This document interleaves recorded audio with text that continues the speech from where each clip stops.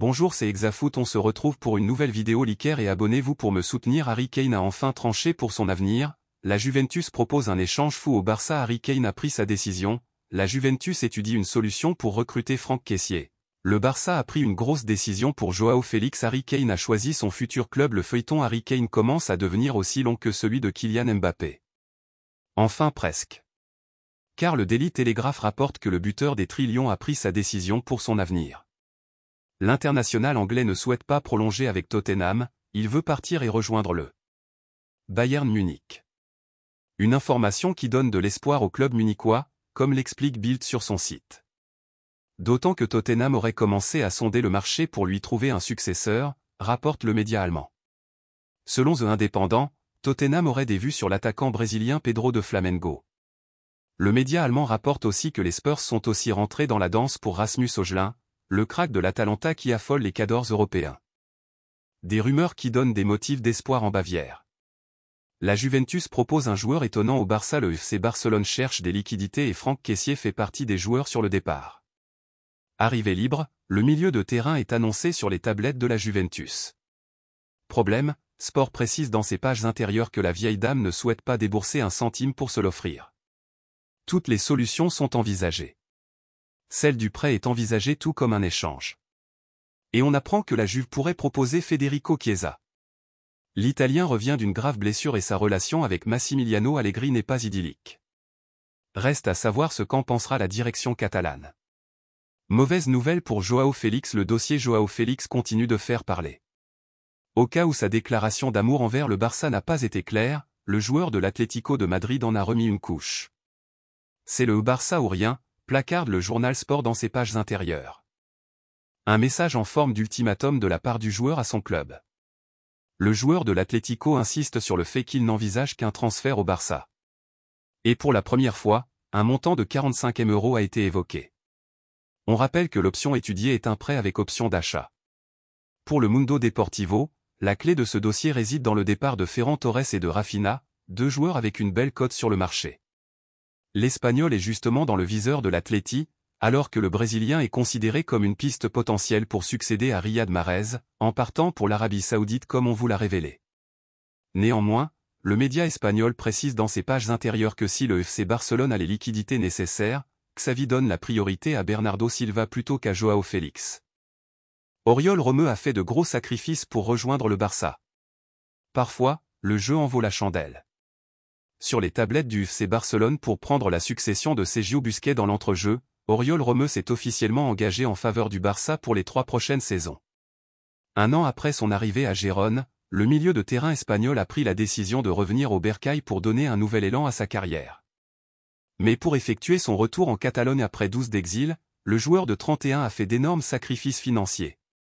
En effet, Sport révèle que le joueur passé par Stuttgart et Southampton a dû renoncer à une partie de son salaire ainsi qu'à une commission pour revêtir la tunique blaugrana.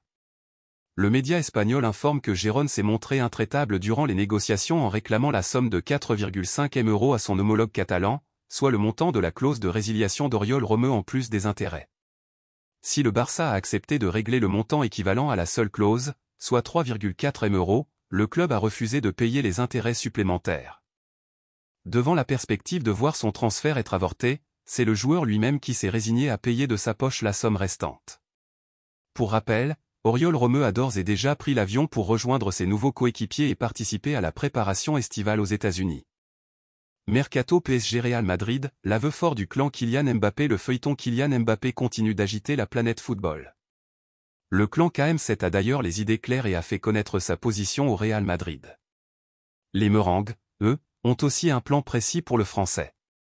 Les scénaristes ont sorti leur plus belle plume pour écrire les nouveaux épisodes de la saga Kylian Mbappé. Un feuilleton riche en rebondissements. L'an dernier, le français était à 2 doigts de rejoindre libre le Real Madrid avant de faire volte-face. Les arguments de Nasser Al-Khelaifi et de Doha ont fait pencher la balance en faveur du PSG. Un club où le capitaine des Bleus a vécu des hauts et des bas l'an dernier, entre sa relation avec Neymar, le penalty gate, le pivot gang ou encore la trahison de ses dirigeants concernant le mercato. Bras de fer entre KM7 et le PSG en 2023, KM7 est encore le personnage principal du feuilleton de l'été. Tout est parti d'une lettre envoyée le 12 juin dernier au PSG. Dans celle-ci, il explique ne pas vouloir lever son option pour prolonger au-delà de 2024. Ce qui a fait exploser de rage Paris, qui refuse de voir son meilleur joueur s'en aller libre. Ainsi, le club français, qui pense à lui offrir un nouveau bail XXL, lui a posé un ultimatum, soit il prolonge, soit il est vendu cet été. Malgré ces menaces, KM7 reste ferme. Il veut aller au bout de son contrat et s'en aller dans un an. Mais un départ cet été n'est pas à exclure puisque le PSG ne le perdra pas gratuitement. Le Real Madrid, assis tranquillement avec son popcorn, regarde les derniers épisodes de cette série estivale. Les Meringues, qui ont une enveloppe conséquente si jamais il faut passer à l'action, restent prudents officiellement. Les dernières déclarations de Carlo Ancelotti, qui n'a pas voulu parler du joueur, vont dans ce sens mais en coulisses, les Madrilènes ne désespèrent pas de recruter le footballeur de 24 ans cet été ou le prochain. Des échanges avec le Real Madrid d'ailleurs, Defensa Central fait des révélations croustillantes ce vendredi. Ainsi, on apprend que Faisal Amari, la mère et agent de KM7, échange régulièrement avec Florentino Pérez. Elle aurait d'ailleurs assuré au président du Real Madrid que dans son esprit son fils ne se sent plus vraiment comme un joueur du PSG. Il n'adhère plus au projet francilien bâti pourtant autour de sa personne. L'idée est donc de changer d'air. DC précise d'ailleurs que le clan Mbappé a déjà préparé une réponse cash quand Nasser Al-Khelaifi et Paris voudront connaître sa décision finale. Très clairement, KM7 redira qu'il ne souhaite pas prolonger, lui qui en a visiblement assez de toutes les polémiques des dernières semaines. Une aubaine pour les pensionnaires du stade Santiago Bernabéu. Ces derniers ont d'ailleurs un plan précis pour le capitaine des Bleus. Selon AS, l'idée est vraiment qu'il évolue en tant que numéro 9. Le club est persuadé que sa vitesse, sa percussion et ses talents de finisseur feront de lui un grand attaquant de pointe. Malgré les préférences du joueur, les Espagnols n'ont pas l'intention de le positionner sur une aile, notamment à gauche où Vinicius Junior est intouchable à leurs yeux. KM7 est prévenu. La suite au prochain épisode. Le Real Madrid veut jouer un sale tour au PSG pour Dusan Vlahovic dans le viseur du PSG, qui semble vouloir prendre son temps en étudiant tous les autres dossiers. Dusan Vlahovic est aussi courtisé par le Real Madrid. Carlo Ancelotti a même donné un petit coup de pouce. Carlo Ancelotti entretient le doute. Avec le départ surprise de Karim Benzema pour l'Arabie Saoudite, le Real Madrid devrait avoir besoin d'un avant-centre de premier ordre mais l'entraîneur italien n'a pas semblé si convaincu que cela ces dernières heures, assurant qu'il avait déjà ce qu'il faut dans son effectif. Nous l'avons déjà. Ça peut être Josu ou on peut jouer avec un autre système. Une manière de répondre aux rumeurs d'une possible venue de Kylian Mbappé. Et si en réalité, la Casablanca n'était pas en train de jouer sur plusieurs tableaux à la fois? Si l'attention se concentre sur l'avenir du numéro 7 parisien, c'est peut-être aussi pour agir en toute discrétion ailleurs. À en croire certains médias, le club de la capitale espagnole est bel et bien en train de sonder le marché des attaquants et de se placer. C'est plutôt vers l'Italie qu'il convient de regarder ces dernières heures, avec un certain Carlo Ancelotti à la manœuvre. Objectif Vlahovic en 2023 et Mbappé en 2024? Pour Sport Mediaset, si Mbappé reste la priorité mais plus pour 2024, des contacts ont été noués avec Dusan Vlahovic. L'entraîneur italien aurait même appelé directement le buteur serbe afin de le convaincre de venir le rejoindre et d'évoquer son projet sportif. Hasard du calendrier, les deux hommes vont même se rencontrer ces prochains jours puisqu'un match amical est prévu entre le Real Madrid et la Juventus le 3 août prochain à l'occasion de la tournée américaine des deux clubs. La vieille dame est vendeuse bien sûr pour remettre ses finances à flot et exige entre 70 et 80 millions d'euros, mais la direction espagnole a un autre plan derrière la tête.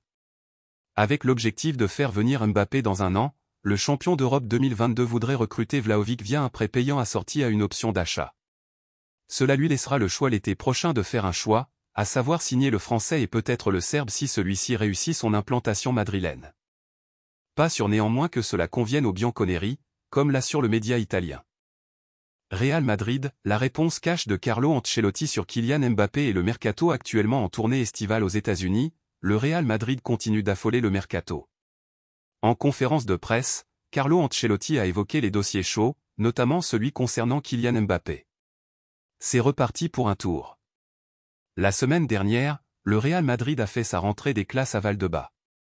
Sans plusieurs internationaux et sans Karim Benzema, qui a rejoint Al Ittihad, les Meringues ont pu compter sur plusieurs recrues à l'image de Jude Bellingham, Brahim Diaz ou encore Arda Güler.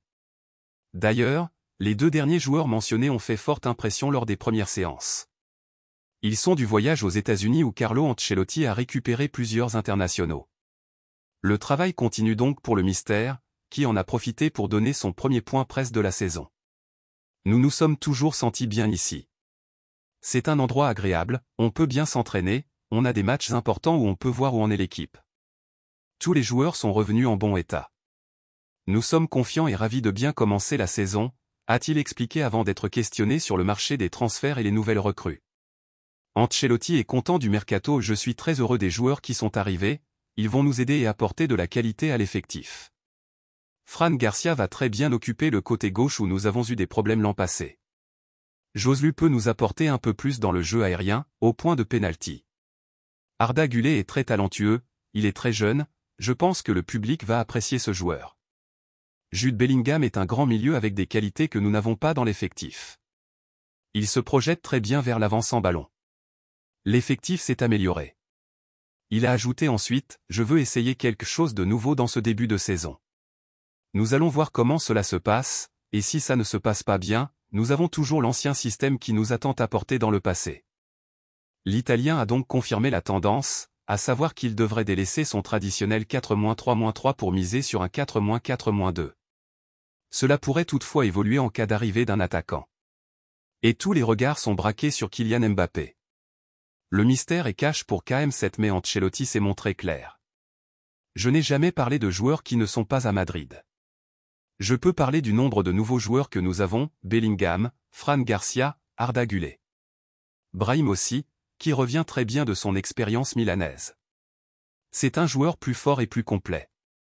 Je peux également parler de la qualité de Modric, Vinicius ou Rodrigo.